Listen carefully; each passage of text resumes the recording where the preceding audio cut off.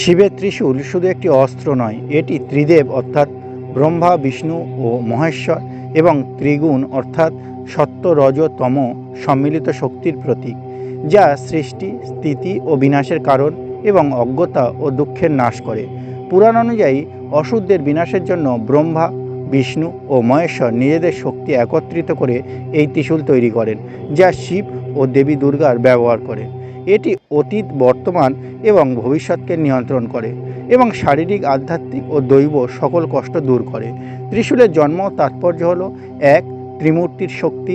এটি ব্রহ্মা সৃষ্টি, বিষ্ণু স্থিতি এবং শিব বিনাশের সম্মিলিত শক্তির প্রতীক রূপ।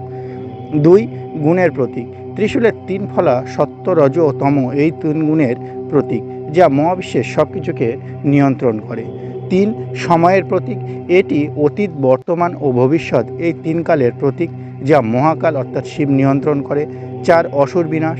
মহিষাসুর বধের সময় শিব এই ত্রিশূল দেবী দুর্গাকে দিয়েছিল, যা দিয়ে মহিষাসুরকে বধ করা হয়। পাঁচ, দুঃখনাশক।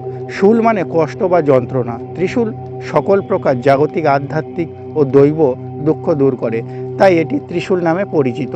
ছয়, ত্রিশূলের অলৌকিক ক্ষমতা, অজ্ঞতানাশ বিনাশ। এটি অজ্ঞতাকে ধ্বংস করে এবং আত্মাকে শুদ্ধ করে। সর্বশক্তিমান।